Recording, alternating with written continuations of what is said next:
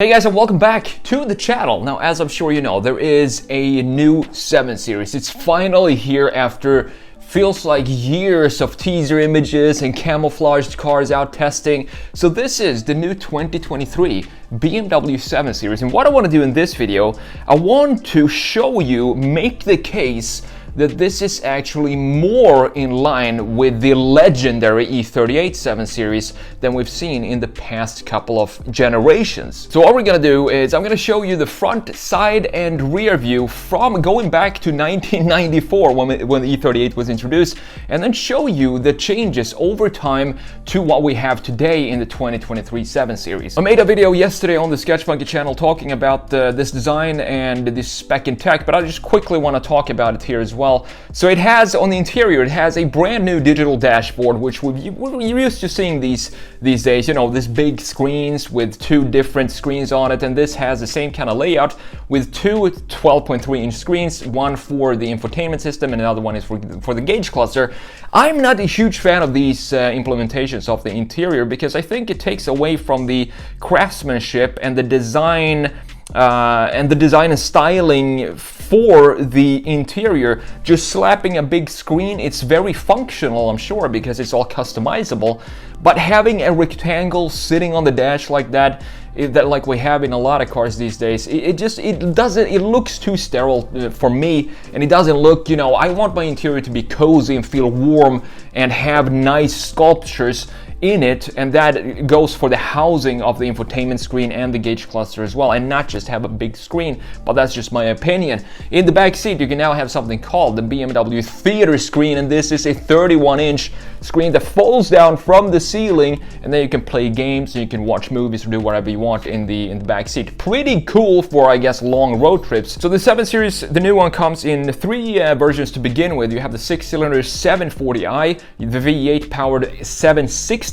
and the plug-in hybrid 750e coming a little later. BMW also says there will be the M Badge 7 Series with over 600 horsepower, and of course we have the electric i7. I'm not going to focus on the i7 in this video. The reason being is I think when I look at the front view and the rear of the i7 and compare it to the internal combustion M60 with the M package specifically and the de-chromed trim pieces, I think there's such a stark contrast between the two. They feel like two completely different cars to me. I'm not a huge fan of the way the i7 looks, but I am a fan of what the 760M looks like, and that's the one I'm gonna have in this video. The 7 Series will go on sale here in the US in November, and starting price is $94,000 for the 740i, and the i7 goes all the way up to $120,000, and in between you have the 760 with the 4-wheel drive xDrive for $115,000. So now let's jump in to Photoshop here and let's talk about this design. And we have cats running around here, so if the camera is a little shaky, it's because they're messing up with the tripod down there. Nothing I can do about. I'm sorry about that. Anyway, here we have, look at this front view of the E38. This, to me, the E38 is a legendary BMW. I think it is for a lot of people, you as well. And I think if you were to ask a kid to draw a BMW, I think what they would come up with is something like we have right here, with the kidneys in the center and the the 4 round headlights on the side right here. And then we have this design language going all the way to the mid 2000s with maybe the introduction of the 5 Series, the Bengal 5 Series changed a bit of that into more of an Asian sort of styling, in my opinion.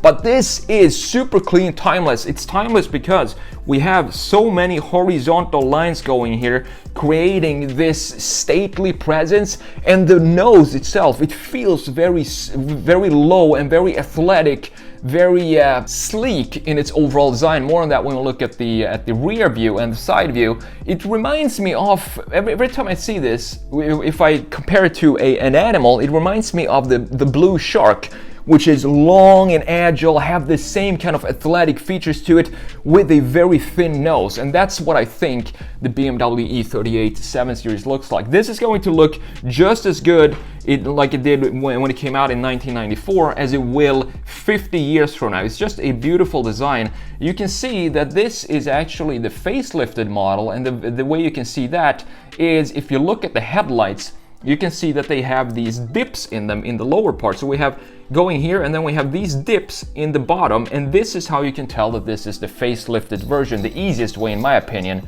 to see that. And Orla is playing with a ball back there, I think you can hear it as well. But if you look at the pre-facelift, what's different there is that the headlight is just a solid line, a straight line in the bottom. I think this facelift came out in 2001 or something like that, and this is my preferred 7 Series E38. I think they really updated the graphics in such a subtle way, but it makes it look so much more modern than the first pre-facelift E38. And also in the rear, I'm going to show you that in a second, what they did is they implemented these clear lenses in the rear taillights, and also that just updates the design by 10 years just by doing that. So going from this design, we now go in to the 2002 BMW 7 Series up here, and look at the insane changes that Chris Bangle did to this design. But I want to say this as well, Bangle knew what he was doing, because this 7 Series, this is the 7 Series that sold the most units out of every single 7 Series in history. So I think Bangle had an approach that he knew what he was doing. He wanted to do something different. He wanted to make something more sculptural, more architectural. And you can see that it looks kind of weird, but we still have the key lines here, the key horizontal lines going like we have in the E38. There's not too much overstyling here. It's just some styling of the, specifically in this case, the headlights, when we have the, for example, the indicators sitting on top of these halo lights that we're used to seeing by BMW of this era. The grille kind of looks very traditional still, nothing crazy going on about this grille, and you can still instantly recognize this as a BMW because the key graphics are still there. So now moving in to the 2009 model, we have some changes to the design and going back to a more, I would say, normal face, where you have the indicators out in the side here of the front fascia, and the grills are starting to now become a little bigger, as you can see, and this is going to continue, as I'm sure you know, up until 2020 actually, where they reached the max size of the front grills of the 7 Series. I really like this design. I think it's a smooth looking car with really nice proportions and graphics as well, and it still has the same recognizable features of the BMW, where you have a little bit more of a dip in the grille compared to the headlights. The headlights now sit a little higher, as you can see, compared to the Bangle E7 Series and the E38, but you still have the recognizable face of a BMW, maybe a little bit of a friendlier face. I think the E38 and the specifically the E38, the thing with BMW front views is that I don't think they necessarily need to look aggressive. I think determined is a better word for describing a proper BMW front fascia, and the identity of a BMW is supposed to be a determined face, and I think the E38 does that really, really well, and it kind of gets a little subtler here with the 2009 version of the 7 Series, where you have it be more smoother, more friendly. It doesn't look as intimidating as the E38, but still a good looking design.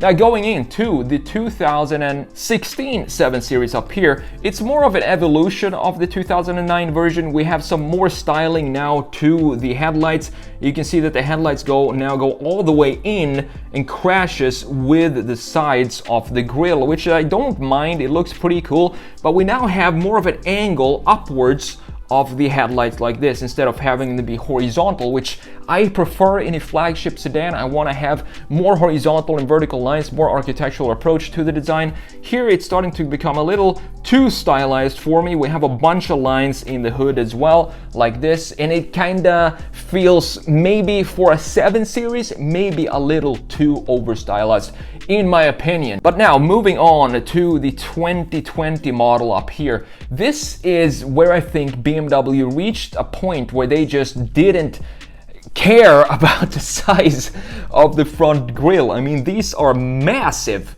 front grills, and these are actually bigger than the ones we have on the 2023 model. So Talking about big grills in the 2023 model, all you got to do is go back to 2020, the previous generation. You can see that they actually shrunk them down a little bit for this new model. And here, I don't like this front end. I think it's off balance. We have the headlights sitting almost in the middle section of the grill, kind of like we have in the 2023 model, like this. They sit a little too low, and I think the grill sticks up too high onto the hood. I do, however, like the lower half of this front end where you have these wings sticking up, and this is going to be sort of an evolution into the 2020 model where they emphasize those even more. So let's have a look at the 2023 model, compare it to the 2020. You can see that the headlights, they still sit in the middle of the grills. So the headlights sit right here, and it looks pretty cool if you were to delete this. It looks like, I don't know, a really aggressive low stance of the headlight, low positioning of the headlight. But it feels like these are supposed to be the headlights, so they sit a little high maybe, and they also have this angle to them like we have introduced in this model down here, the 2016 model. So the 2023 model feels like a mix between the 2016 and the 2020 model and the new, of course, identity of BMW. But looking at the grills here, this is actually a narrower grill than we have on the previous generation. It looks too round to me. I would like to cut it maybe at this point and have it be more, have more dynamic features in it. So maybe create something like this to go in line with these new headlights, and we can still have the positioning lights up there. But the thing is, looking at this design, it looks still pretty stately to me, and we have a lot of horizontal lines going here that we haven't seen since, I would say, the E38 BMW 7 Series.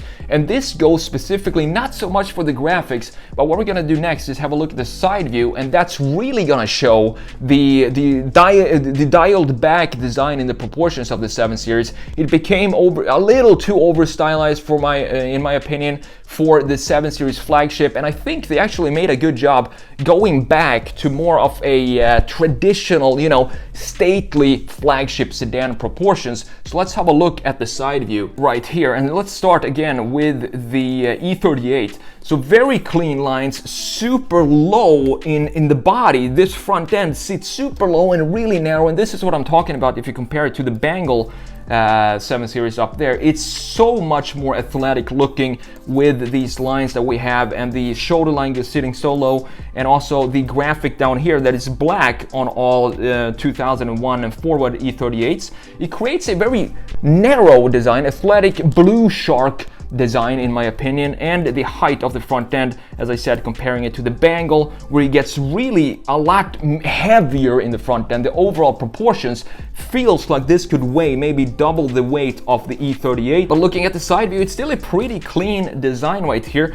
But what I like about the E38 also is that we have almost a flat roof and then dipping down and almost a flat trunk as well. So this is a proper 3-box design of a sedan that I love to see specifically in the big flagship sedans. So moving into the next generation, this feels almost very similar to the Bangle era with a very curved greenhouse right here, but we still have a pretty decent definition of the boot in the trunk, and we still have a pretty good definition of the shoulder line going in here to the corner of the taillight and the corner of the headlight right here. Perfectly done. We're now starting to get this implementation of the L curve down here. So this is a typical, up until 2020 model, a typical design graphic feature for the 7 Series, which adds again some more styling to the flagship BMW. The front end, the angles look more traditional in this version than it does in the Bangle era. Moving into the 2016 model, you can see that this L shape now gets even more pronounced. So we have that be a separate trim piece here instead of just a body curvature. And we still have the very tight shoulder going in from the taillight and all the way to the front headlight there as well. Still have too curvy of a greenhouse in my opinion, and also this Hofmeister kink here is too curvy. I want to have it be more like the E38 where you have a clear angle right here, not so much curve like we have in the more modern generations. And this is what I like about the 2020 generation. Looking at the front end, as I said, I'm not a huge fan of the graphics there, but looking at the proportions, you can see that they've tightened everything up here. We have more of a vertical front end compared to the previous generations, and we're starting to see the greenhouse flattening out here, and we're also starting to see more of an angle here in the Hofmeister King. Still very organic curvature in that design, but it's starting to get better, in my opinion, to apply this type of design, which is more static, to the 7 Series, and that also goes to show in this L shape right here, almost a 90-degree angle, whereas before we had more of an angle right here than we have in the graphic feature of that is the L trim piece down here on the 2020 model. So now looking at the new 2023, you can see that first of all they ditched the L graphics, because I think that's the right way to do it, to ditch it completely. We don't need to add more stuff and trim pieces to the flagship BMW. And look at how tight the shoulder line is right here, going right from the corner of the taillight to the corner of the positioning light in the front end. We also have a simple line down here going into the bumper. And look at the greenhouse this time. It's starting to flatten out even more in this design in the 2020, going back more to the E38 type of proportions, and the Hofmeister King is back with a bang, because now they even added this separate trim piece to emphasize this and push this design feature even more, which has been part of BMW for over half a century. So I am really happy that they decided to, it's almost like the Nissan Z, where they had this chrome or silver trim to emphasize the Z roofline. Here they added a separate trim piece even to the Hofmeister King to really show that they were thinking about that and implementing that in the new 7 Series. This, to me, in a side view, looks more like the E38 7 Series down here than any other previous generation, and that's why I appreciate the new 7 Series.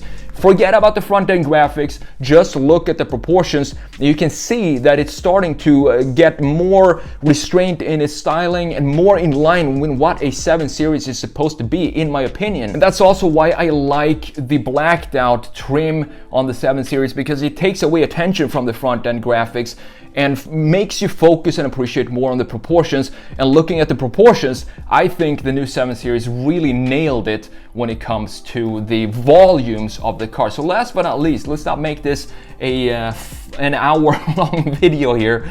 Looking at the rear end of the E38, very clean, super sleek, and it doesn't have any sort of additional styling that doesn't need to be there on this design, and I love that about the E38.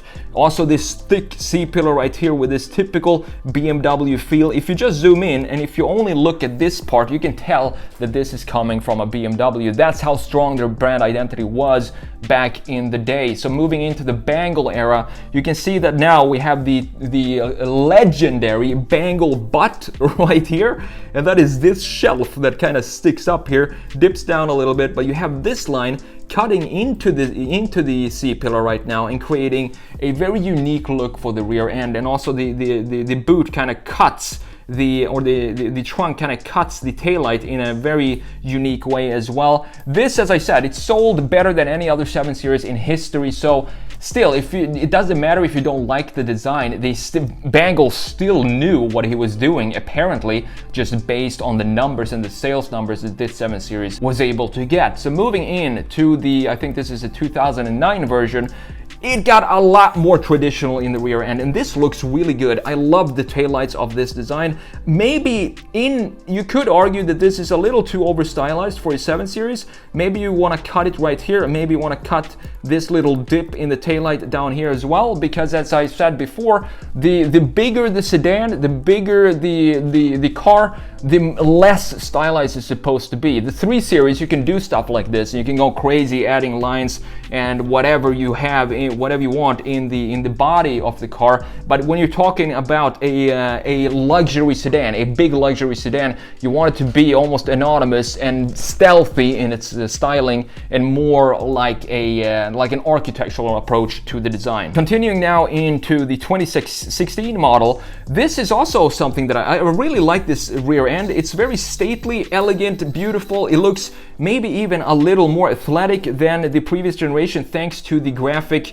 design of the taillights, which feel like they are a little sleeker than before. And I really like the tail end of the 2016 model. We have a lot of horizontal lines here as well going through the entire body. The bangle butt is long gone, and it's more traditional in its approach to the rear styling. Same goes for the 2020 model. Looks so much better. This is the angle you want to look at if you look at the 2020 model. It's basically, this is definitely the best look for the 2020. I don't like the front end at all of the 2020, but I don't like this little L shape right here, L trim piece. This is overstyling for me for a 7 Series, and I'm really glad that they decided to ditch that for the current generation 2023 7 Series up here, which, as I've said in the side view as well, looking at the 2020 and the 2023, or even the 2016 and the 2023, this again, it feels more restrained and even more dialed back than the previous generations. We have a bunch of horizontal lines going here,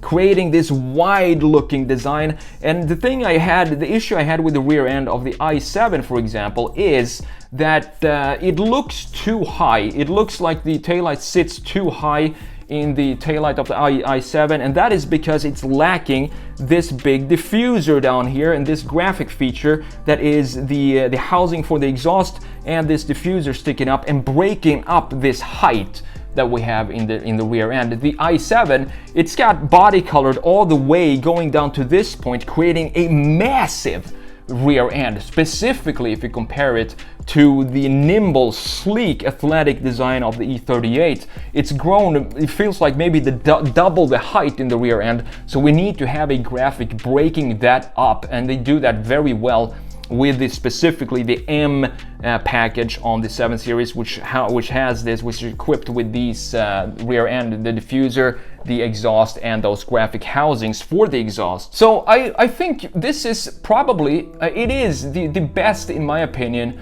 the best new interpretation of BMW's design language in a proportion of a car. I think this works a lot better than the facelifted X7, for example, which also looks pretty decent, to be honest. It doesn't look bad. It looks good now with these with these massive grills and the split headlights in the front end.